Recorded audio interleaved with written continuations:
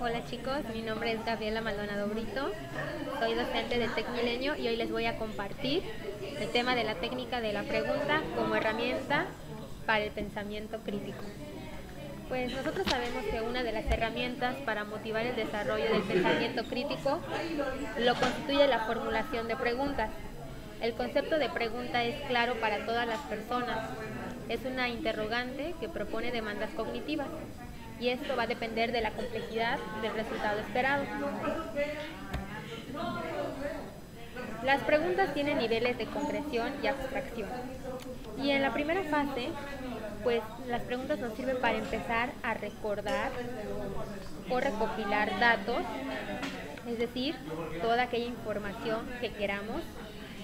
Aquí en este tipo de reconocer datos, lo que nosotros podemos hacer es observar, identificar características, definir un concepto, por ejemplo, enlistar un cierto número de aspectos o datos, ordenar información, seleccionar la respuesta correcta a partir de una serie de alternativas. El segundo nivel que podemos tener es procesar la información. Y esto nos sirve entonces para establecer toda la conexión de los datos recopilados que en un principio hicimos en la fase de reconocer datos. Entre las operaciones cognitivas que se requieren se encuentran, por ejemplo, lo que es comparar, ¿no? Comparar, identificar secuencias, clasificar, analizar, sintetizar, organizar y finalmente deducir. Y el tercer nivel que nosotros tenemos para qué nos sirven las preguntas es cómo trascienden, es decir, cómo se espera que las personas puedan ir más allá de los datos y el proceso de la información. Es decir, estamos tratando de construir nuevas ideas, nuevos conceptos a partir de los previos que ya teníamos. A partir de estos niveles que tenemos, podemos hacer una clasificación según Roland y Sánchez. Y esta clasificación se divide en dos grandes partes. Las preguntas de tipo limitadas, que son como más concretas, y las que son más amplias.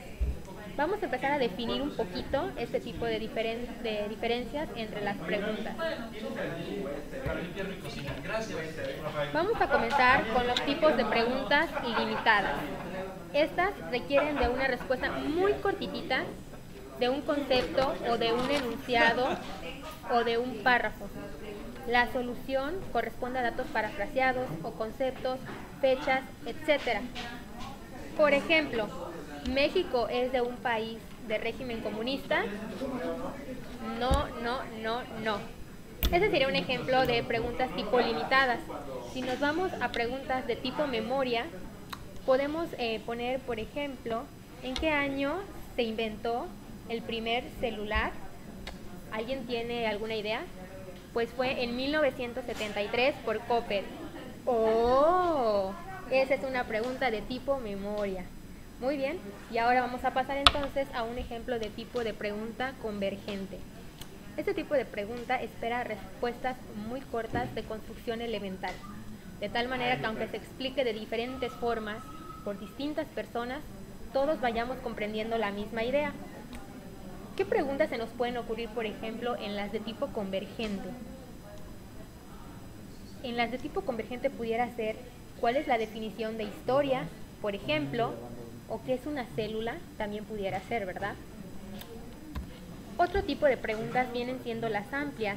Este tipo de preguntas plantean respuestas que evidentemente no son únicas, sino son múltiples y distintas. Es necesario un grado mayor de elaboración en la respuesta y cada persona plasmará en ella su individualidad, su experiencia y evidentemente su grado de expertise. ¿Qué pregunta pudiera entrar en tipo amplia? Vamos a irnos un poquito a amplia, divergente, que necesita una respuesta creativa y de elaboración personal. Por ejemplo, ¿cuál es tu propuesta para ser más feliz? ¿No? Y si nos vamos a la pregunta amplia tipo evaluativa, pues en esta ya nos invita un poquito más a emitir un juicio de valor basado en todo un análisis que se debe realizar por cada persona en particular. Una pregunta de tipo evaluativa, amplia evaluativa, pudiera ser un juicio de valor, ¿no? Un juicio de valor, una postura, por ejemplo, que nos invite a tener ese punto de vista. Y finalmente, las preguntas amplias de tipo trascendente es las que nos orientan a pensar en situaciones hipotéticas, es decir, aquellas que no han pasado y sobre todo en la aplicación de soluciones en ámbitos no relacionados. Y aquí se me ocurre que pudiera ser el caso de hacia dónde se dirige el ser humano con la pérdida acelerada de los valores. Y por ejemplo, pues evidentemente estaríamos yendo en un mundo como más despersonalizado, menos comprometido y evidentemente pues más difícil, ¿no? Por ejemplo,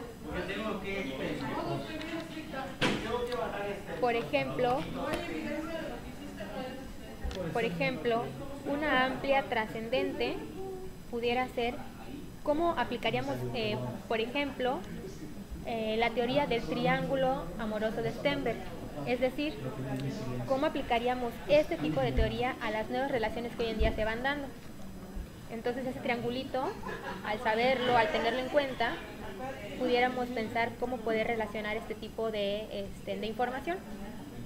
Pues espero que haya sido de su agrado y que haya quedado mejor comprendido el tema. Esto es todo y buenas tardes.